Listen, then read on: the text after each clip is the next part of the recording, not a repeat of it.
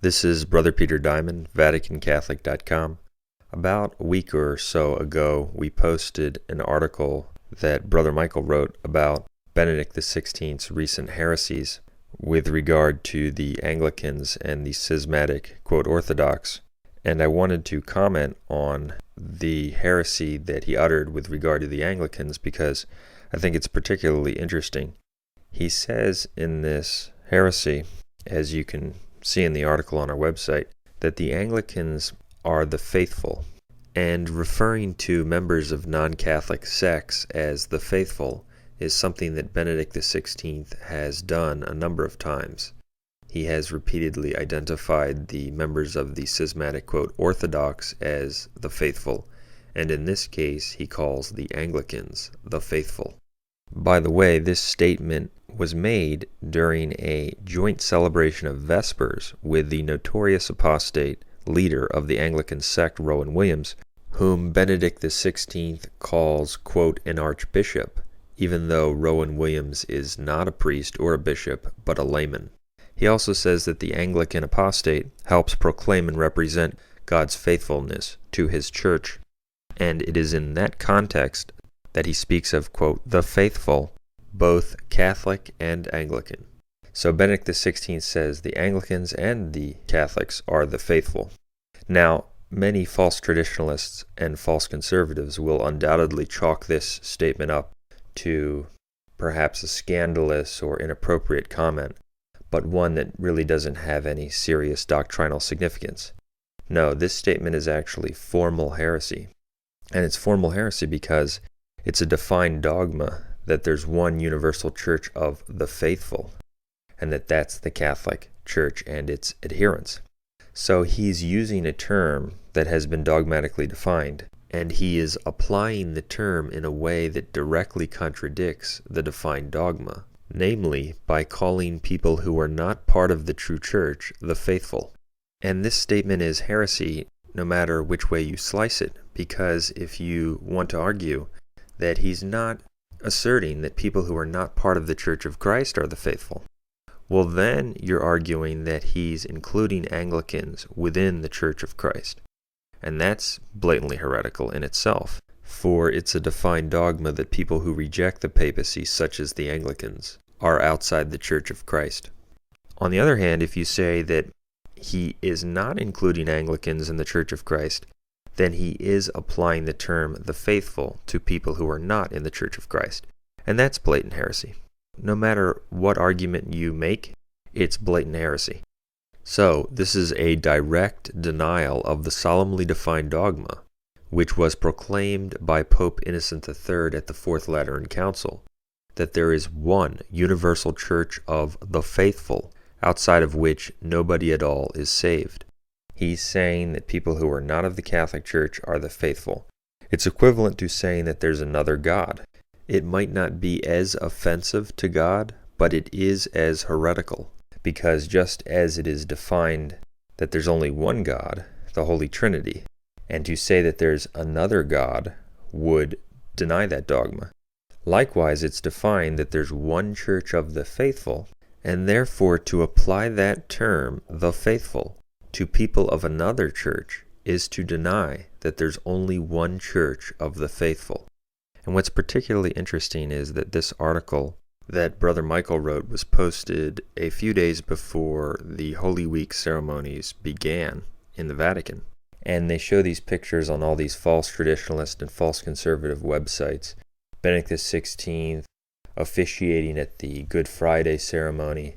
What nonsense. What a deception. They might as well be posting pictures of the Anglicans or the, quote, Orthodox Holy Week rites. In fact, they might as well be Anglicans or, quote, Orthodox. Benedict XVI declares that the Anglicans are, quote, the faithful. And when we see these individuals promoting this man as if he's a Catholic who practices and observes Catholic tradition, this kind of heresy is a shot right back in their heretical faces. And it should remind everyone, no, you don't have a Catholic Pope.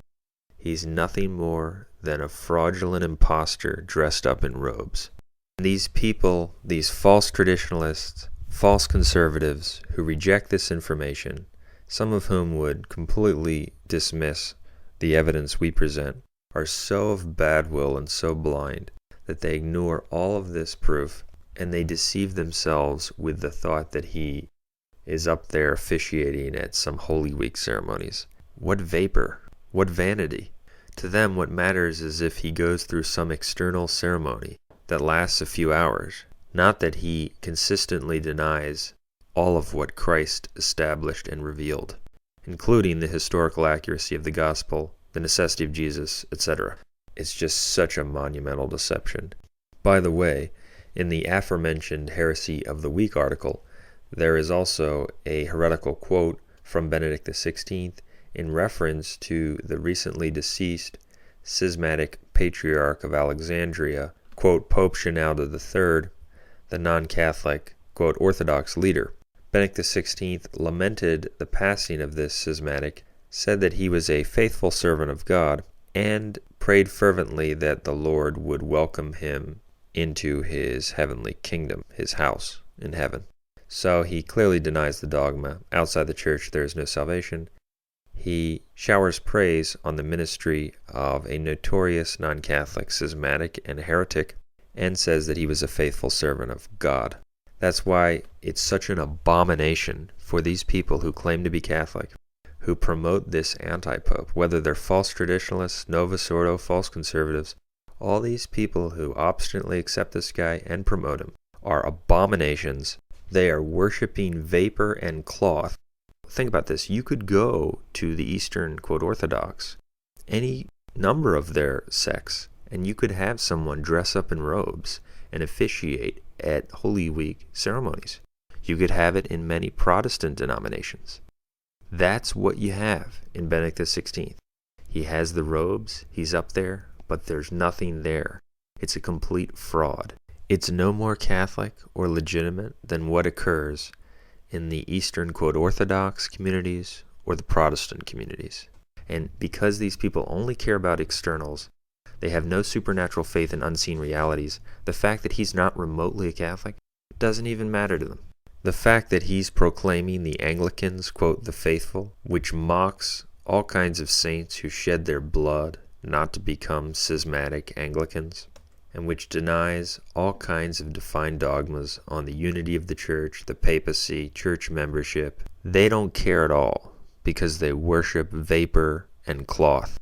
All they want is a live body, whom they can call Papa, and worship because he wears the robes, even though he doesn't believe in Jesus, worships in synagogues, and says pagan religions are worthy of esteem. They are total abominations.